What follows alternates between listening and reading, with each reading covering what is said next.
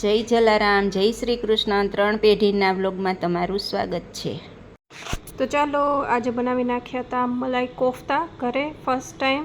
તો આ એના માટે આપણે કુકરમાં 4 બટેટા બાફવા મૂકી દીધા છે અને આ છે પનીર. તો આ હું ગ્રેટ કરવા માંડી હતી. તો જે છે એ પનીર ઓછું પડ્યું આપણને, એટલે જેટલું હતું ને પહેલાં એ ઘસી નાખ્યું.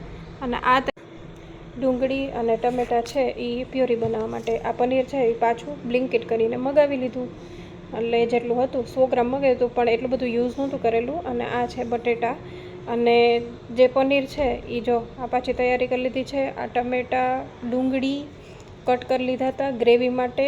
બટેટા છે એ છીણી નાખ્યા હતા અને પછી છે એ આમાં પનીર જે આપણે છીણેલું હતું અને એમાં એડ કરી દીધા હતા બટેટા, અને બધો મસાલો રેડી કરી લીધો હતો. ને જોવા માંડો જો કેટલું મીઠું નાખેલું છે સ્વાદ પ્રમાણે. ચટણી જનરલી કેવું છે કે ઘણા વધારે મરચી નાખતા, પણ મેં મરચી છે ને ભાઈને તીખું ભાવે ને એટલી જ નાખેલી હતી. બાકી તો હળદર નથી નાખેલી, પણ આમાં મીઠું અને ચટણી નાખેલી હતી. તો તીખાશ જે મેઇન હતી ને એ મેં આનાથી ચટણીથી જ કરેલી હતી. પછી આ જે છે એ આમાં મેં થોડીક એવી મરચી નાખેલી હતી, કારણ કે ભાઈને ભાવે છે, તો ભાઈને તીખું ભાવે છે એટલે મેં મરચી નાખી દીધી. અને આ જે છે એ આદુનો છે ને એ છીણીએ અને થોડુંક નાખી દીધું હતું. અને આ છે એ 3 ચમચી કોર્નફ્લોર નાખી દીધો હતો. પછી છે જો તમારે વધારે બાઇન્ડ ન થતું હોય ને તો થોડીક વધારે તમે કોર્નફ્લોર નાખી શકો, પણ મારે છે ને એમનામ જ સરસ થઈ ગયો હતો.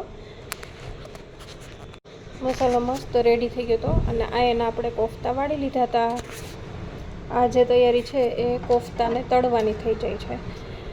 તો આપણે છે એ કોર્નફ્લોર હતો ને એમાં થોડું રગદોળી અને એ જે છે એ બહુ કોર્નફ્લોર નહીં રાખવાનો, નહીંતર છે એ પછી બહુ મોઢામાં આવે, વધારે ભાવે નહીં. પણ છે ને સાવ બળી ન જાય ને એટલા માટે થઈને આપણે કોર્નફ્લોર છે એ સહેજ લગાડી અને પહેલાં એક આમ ચેક કરી લીધું કે પ્રોપર થાય છે કે નહીં. અને પછી બધા એક પછી એક આપણે તળી લીધા હતા. અને આ જે છે એ રેડી કરેલા છે એ આટલા થઈ ગયા હતા. તો આટલા મસ્ત રેડી કરવા માંડી હતી હું. અને બાકી બધી તૈયારી પણ સાઈડમાં કરવી જ પડે. તો પછી આ જે છે એ ડુંગળી અને ટમેટાં ગ્રેવી કરવા માટે. આ જે છે એ છે કાજુ, લસણની ચટણી અને આદું, અને જે ખડા મસાલા જો થોડાક યુઝ કરવા હોય તો, કમ્પલસરી નથી પણ મેં કરેલા હતા, કારણ કે મેં યુટ્યુબ પરથી જોઈને કરેલું હતું એટલા માટે. તો આ પહેલાં આપણે જીરું નાખી દીધું, પછી નાખી દીધી હતી હિંગ, અને પછી બધો વઘાર આ જે છે એ ખડા મસાલા, અને પછી નાખી દીધી હતી આપણે ડુંગળી. તો 1 by 1 છે એ વસ્તુ નાખતા ગયા અને સરસ છે એ હલાવતું જવાનું, શું કે બરી ન જાય વસ્તુ. અને આ જે છે એ ખડા મસાલાની હતું, લસણની ચટણીને એ હતું એ આપણે નાખી દીધું છે. અને હળદર, મીઠું અને થોડી એવી ચટણી જો તમારે નાખવી હોય તો, કમ્પલસરી નથી.